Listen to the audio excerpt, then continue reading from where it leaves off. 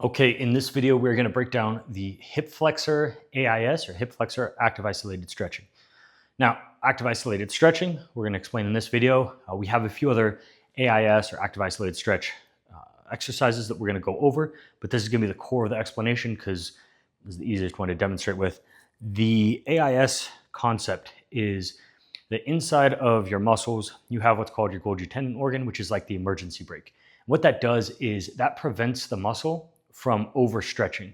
So when the muscle is stretching, it hits an end of range of motion where your nervous system doesn't feel like it has control over that muscle, and it feels like it's not able to contract, right? When the muscle contracts, it's flexing the muscle. When it relaxes, right, it opens that muscle up to elongate and stretch. Now, the Golgi tendon organ basically is your nervous system's way of contracting the muscle whether you want to or not. So when it feels that muscle is being stretched out, that Golgi tendon organ will snap on, and that slows it down and prevents it from overstretching and tearing or pulling, doing all kinds of injuries, right?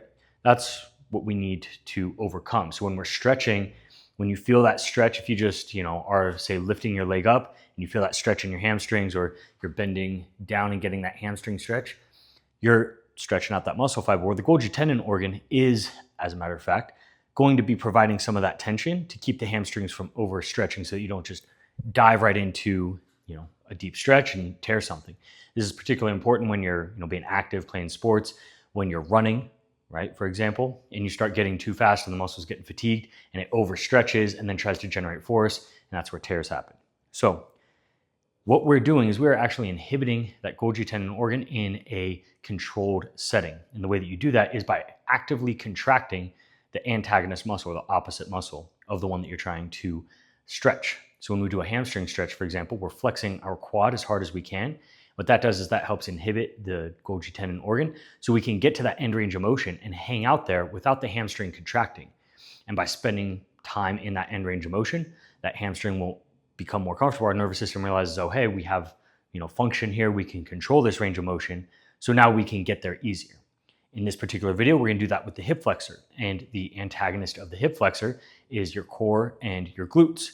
So what we're going to do is we're going to get into a hip flexor stretch, and we're going to brace our abs, our core, squeezing tight and squeezing that glute. Now you'll notice if my hips are kind of tucked back, right, and I got the contrasting colors so you can really see, what I want to do is I want to tuck my hips underneath, squeezing that quad, making sure that that's tight, staying tall, and then just bracing my abs. And what you'll feel is that when you do this, you're probably going to have a stretch on the front side right here. You don't have to go very far. And then we'll relax and we contract and we rock forward till we hit the end range where we can keep this contracted and this contracted, hang out for a couple of seconds and relax and come back. And then contract, rock forward, 1, 2, and relax. And now we're going to keep that cadence up for about 10 reps each side. Right? And the idea with our active isolated stretching is that we're contracting, rocking forward, holding that stretch, and then rocking back.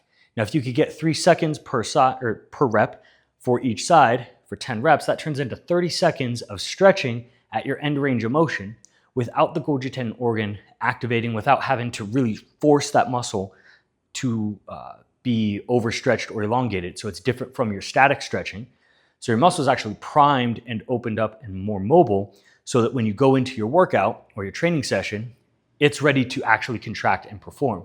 Whereas they've done studies that have shown that with static stretching, longer periods of static stretching have reduced power output and reduced strength and performance when you go to actually use it. So like doing static stretching right before you go work out or go play a game is actually counterproductive. Now you notice when I stretch on the other side here, it's that contract, rock forward, 2, 3, and relax. And everything kind of sags back. Then I contract, rock forward, relax. And it doesn't have to be a big range of motion.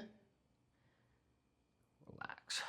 All it is getting to that end range of motion that our hip will allow us to, where it's uncomfortable, but we're not forcing anything super hard. And relaxing. Contract and relax, like so. And that is our hip flexor active isolated stretching.